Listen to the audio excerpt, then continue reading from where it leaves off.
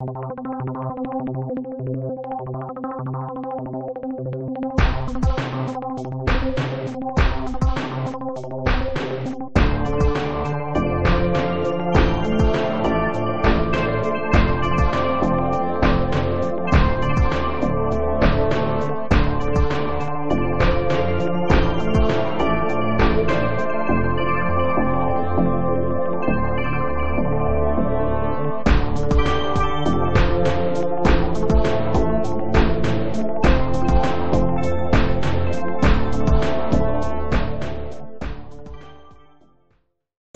I like most about Maryland is we have 4 seasons, we have great nature, and we have great cities. I love Baltimore. I love the conscious community of Baltimore, even the communities that don't label themselves conscious, but being that in their lifestyles and how they live.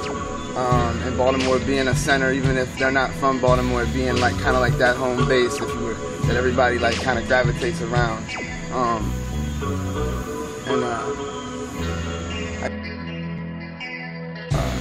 Psychology and philosophy and theology. I studied psychology because I didn't know what I wanted to do with my life, and I was interested in people and why they did what they did, why the world was the way it was.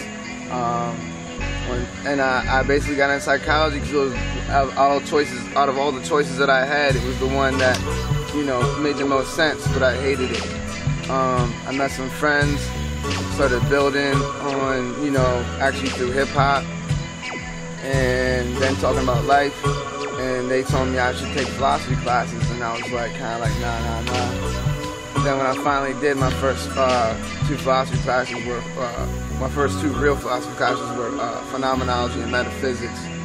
And instantly I was like, this is what I'm talking about every day. And I fell in love, and I realized it wasn't work. It wasn't really like school to me anymore. It was something I wanted to do. And theosophy just kind of came with it because it was a small school, small department. So philosophy and theology in the same department. So yeah. And I just finished off the psych degree, so I have always a fallback to a career option in the real world. So yeah.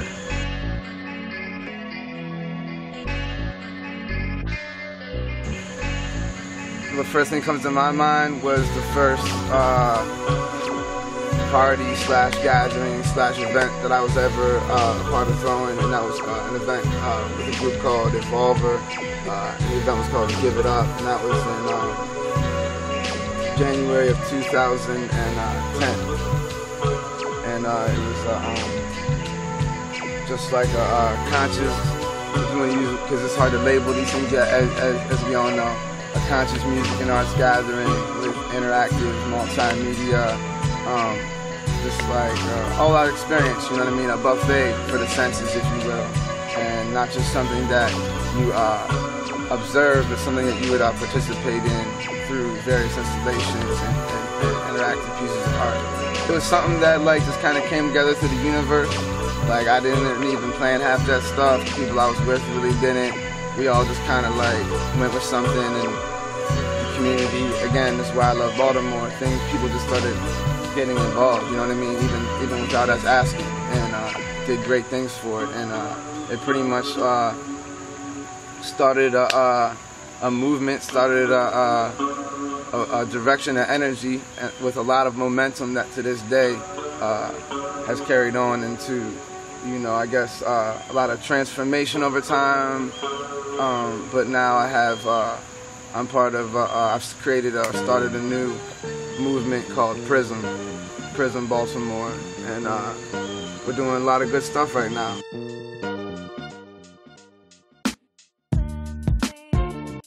Yeah, that's definitely a serious question. Something that tells people, you know, pretty much like always be yourself. You're a part of something greater, you know. And first thing is you gotta like know yourself to be yourself. So a lot of us is on autopilot based on the like, you know, what's going on, what's going during our lives and, you know, our world and whatnot. But you gotta like get in touch with yourself, number one. Number two, once you know, the more you know yourself, be that to the fullest as best you can, and harmony with everybody else. Don't ever do it in a way that you know, presses onto another. But other than that, do it to the fullest. You know what I mean? And